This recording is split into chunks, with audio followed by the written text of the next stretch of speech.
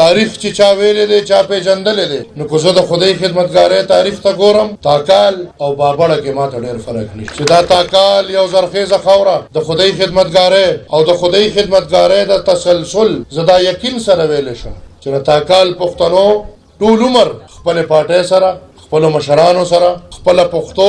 او خپل د سور رنګ سره حتی الوسه ودرېږي او د هغې ښکاره نښې دي. زه به تېر دوه انتخابات ذکر ځکه نه کوم د یاسین خان نه په معافی په معذرت خو د دې تاکال پښتنو ته چې کله اختیار میلاو دی کله چې د تاکال پښتنو فیصله کړې ده دا نه چې پیریانو فیصله کړې ده یا د پنجاب غلامانو فیصله کړې چې د تاکال پښتانه فیصله کوي دی ټول عمر خپل سرې جنډې سره زنده باد خو هغه د سن 1937 نه راواله تر د 2008 پورې چې د تاکال پښتنو خپل فیصلې کړې دي هغه بیاله ده چې کله زه طالب او دهشتګرد ونیولم او زه کمپین ته نه پرېښودم نو د تاکال مشري زمانه ته چې کله RTS وغورځېده نتیجې دوه او درې ورځې وروسته شوې د دې خلیل او د تاکالو مشري زمانه لاړه زما غرض د سرې جنډې نه لاړه خو دا فخر سره وایم چې چونکې هغه خلک د قام نمایندګان نه وو تاسو ولیدل هغې په زور اوچ کلک زور RTS یې ورله وغورځو رامخکې کړل د هغې قول او فعل د قام په مفادو کې نه زه که د پښتنو ذکر وکړم نو افسوس په دې خبره چې کوم د ترکې لار د پښتنو دپاره د عوامي نشنل پارټۍ په هغې سخت حالاتو کې موږ خپل قام له کېښوده 10 کاله پې د PTI د حکومت تېر هغه ترقي څه کوې چې زه دا وایم چې 10 کاله مخکې د پېښور حالات به پېښور له څه راغلي دي BR ډېرې خبرې به پې نه کوم خو صاحب به وی په لاهور او کراچۍ کې وي دي پیسې فالتو ضایع کړې او جنګ لا بس سیسټم یې ولګو هغې به په 20 اربه او په 25 اربه لګو زمونږ او ستاسو BRT څه د پاسه په 100 اربه روپۍ جوړه شوه فایده یې څونه خلکو له ورکړه تاوان یې څونه خلکو له ورکړو آیا د پېښور نورې ستونزې نه وې چې په 100 اربه یا څه د پاسه په 100 اربه روپۍ ته یو روټ جوړې او بیا واضحه خبره دا ده چې دا BRT پرویز خټک د خپل الیکشن کمپین دپاره چې هغې کې نور هم واضحه خبره دا ده چې 22 اربه روپۍ نیغ په نیغه په دوبۍ کې دې ته میلو شوي دي او هغه پیسې دوبۍ نه امریکې ته تللي دي او امریکې نه بیا په فارن فنډینګ کې هغه د PTI اکاونټونو ته راغلي دي او نن هماغه پرویز خټک په دې خبره چې ته لوټه شه ته هغه خپل مشر ته سپکې سپورې وایه نو ستا ټول کیسونه به معاف شي او کیدی شي چې تا له بیا حکومت درکړی شي ګرانو وروڼو د دې ټولو خبرو زما غرض دا دی چې زما او ستاسو په دې خاوره د 100 کالو نه د باچا خان بابا نه راواله تر د دې وخت پورې سیاسي شعور دا وایي چې زما په دې خاوره ټولو نه لویه مسله زما وسایل او په هغه وسایلو باندې زما اختیار یو فریق راځي هغه دغه وسایل ستا خپلی کوشش کوي چې دا وسایل د ستا بچو ته د فایده میلو شي ستا د بچي د خولې نوړی کوشش کوي چې د بل بچي له ځي چې هغه راوړي هم ستا بچي ته میلو شي او بل خوا هماغه سوچ چې د هغه وخت نه دې وخت پورې را روان دی هغه دا دی چې ستا د بچي نوړی به ستا بچی به لوګي ستا بچی به تږي خو هغه نوړی به ځي او بل به پې مړي په دغه شکل کې ماله دا ټول یو دي بیا پښتنو چې کوم سړی زما د حق خبره نه کوي زما په خاوره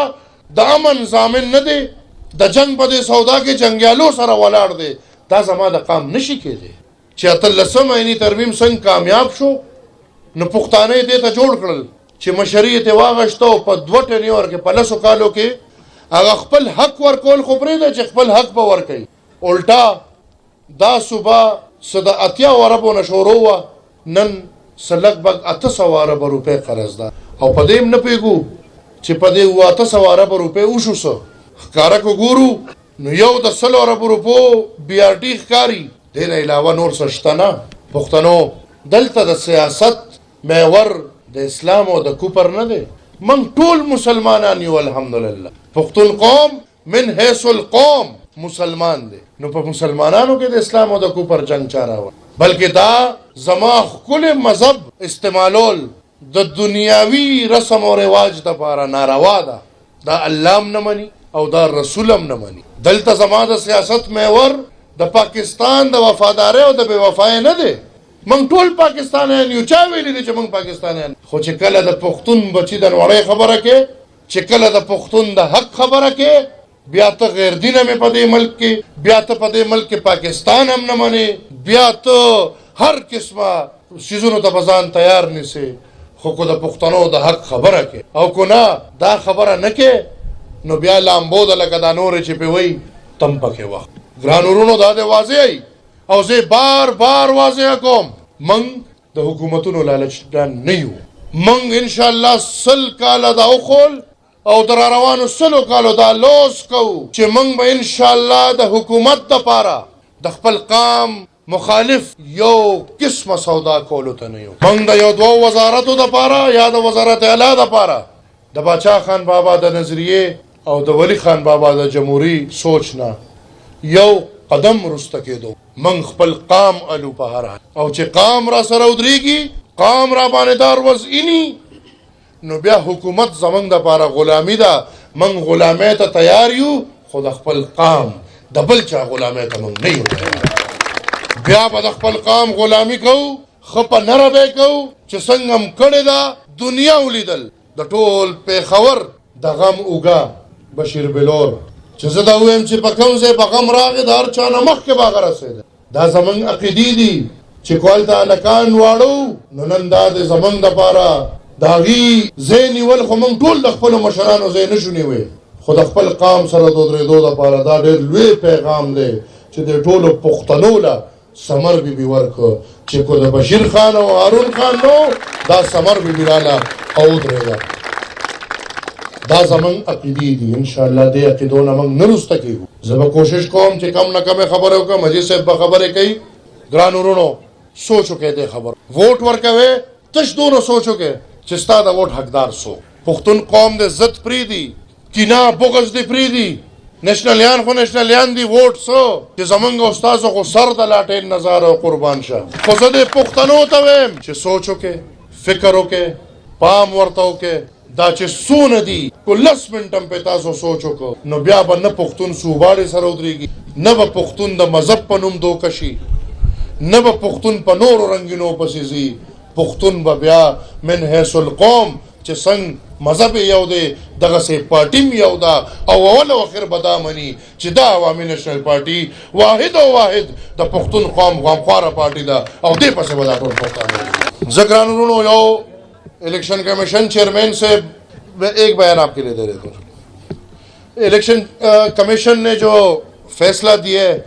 हम खैर मकदम करते हैं, लेकिन इलेक्शन कमीशन को ये वाजे कर दे कि हम जमहूरी लोग हैं, हमें ट्रक की बत्ती के पीछे ना भगाओ। जब इतनी तारीखें दे सकते थे तो ये क्या बात हुई कि जनवरी के आखिरी हफ्ते में इंतखाबात होंगे। हफ्ता मफ्ता छोड़े। बराए करम मैं एक दफ़ा फिर दोहराता हूँ, अवामी नेशनल पार्टी इलेक्शंस के लिए तैयार है। तारीख दे, जो भी तारीख दे रहे तारीख दे, हफ्ते मफ्ते की बात छोड़ दे। नहीं तो जिस तरह के ऐलान हुए मैं अभी से कहता हूँ कि जनवरी के आखिरी हफ्ते में इंतखाबात नहीं होंगे। लिहाजा तारीख दे दे, जो तारीख मौजू लगता है इनको वो तारीख दे दे, और ताकि कौम अपनी तैयारी कर ले। ज़गरान उन्होंने पते तमो पते उम्मीद अवामी नेशनल पार्टी अल्हम्दुलिल्लाह अगयार उड़े खबर उकड़े देख ग्रुप बंदे दी देख दादी देख आखिरी पचले न पी जिक्र से अल्हम्दुलिल्लाह अवामी नेशनल पार्टी वाहिद पार्टी दा चे मुतफिक दा और प मैदान नो टोल पर सुनो सोक द नौ में प वाकया की मां बदी तवे दा का प्रस्तन इनकलाबियान दी इनकलाब प प्रस्तन के रावस्ता दा 9 में वा प वाकया के सोक पर सुनो न होती थी नमंग बसंग तासो नजान न कुर्बानो तासो दामीन चिउनु मंग बतासो न टोल उमर जान कुर्बानो सो ग्रानो नो लेफ्टर पर मैदान रहती हुआ अजी बिलोर से रावा ने पाबंदी लगोले द जवा मशर द बिल्कुल गलत खबर बचा बसे न को सोक लेफ्टर पर मैदान रहती हूँ सोक लेफ्टर पर मैदान रहती हूँ नो चे द नेब कानून वापस शो या घरे वाल वापस पसोड़ो आगम वरना न वातो बयान हम अखबार क्यों रे देवी वजीर आजम से रवान देगा नियाज बिन ने परातलू पीछो ने पतलू पीछो बस हवा पीछो वी वापस हो तख्ते इधर वाहिद अवामी नेशनल पार्टी दा दताकाल पसता डेरे खबर चौकड़े मंग मुतफिक क्यों دا عبدالله د ابرار زوی دا د ما سره څنګ په څنګ ولاړ یاسین خان شګفته بیبي ارباب طاهر صاحب دلته په دې محفل کې دی په دې میدان کې دی دا ټول نېشنلیان موږ متفق موږ یو موټی یو او دا یاد ساته چې دا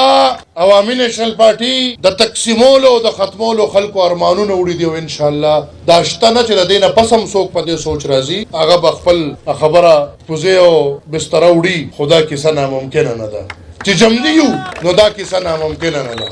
عوامي نېشنل پارټي یو موټی یو اتفاق کو هغه زم کو هغه درخان دي کو هغه ټوله پارټي دا زمنګ مشر خدای دې صحت ورکړي او خدای دې زمونږ لپاره لري د اسفندیار خان په مشرۍ کې موږ متفق یو او را روان انتخابات ان شاء الله موږ دا تمه کوو د هغې قوتونو نه چې نور به زمونږ د جمهوریت لارې نه نیسئ بار بار مو نیولې کو تاسو زمونږ د جمهوریت لارې نیسئ موږ جمهوري یو موږ ته لارې مشرانو جمهوري ښولي د آئین د لاندې ژوند تېرول غواړو خو چې تاسو زمونږ لار نیسئ نو بیا به موږ مجبورا نورې لارې ځان له ګورو او که موږ نورې لارې ځان له ګورو نو ښکاره درته وایم چې بیا درته تاوان دی بیا درته فایده نه ده ځکه چې دا نېشنلیان دي دا د سرو ټوپو واله دي دا سره ټوپې په دې سره چول اول نه موږ هر څه ته ځان نیولی دی نو چې موږ هر څه ته ځان نیولی دی بیا تاسو سوچ وکړئ چې تاسو نو زه ګران ورونو انشاءالله تاسو نه دا تمه کوم په دې وخت را سره به دا لوس کوئ چې انشاءالله عوامي نېشنل پارټۍ له به دا امیدواران چې دا کو د یاسین خان په شکل کې تاسو ته ولاړ دی یا نور ملګري تاسو ته ودرېږي یا ولاړ دي دا به را سره لوس کوئ چې د دې کامیابول په پښتون قوم یقیني کوي ستاسو په اوږو به ځو او ستاسو د حق جنګ به کوو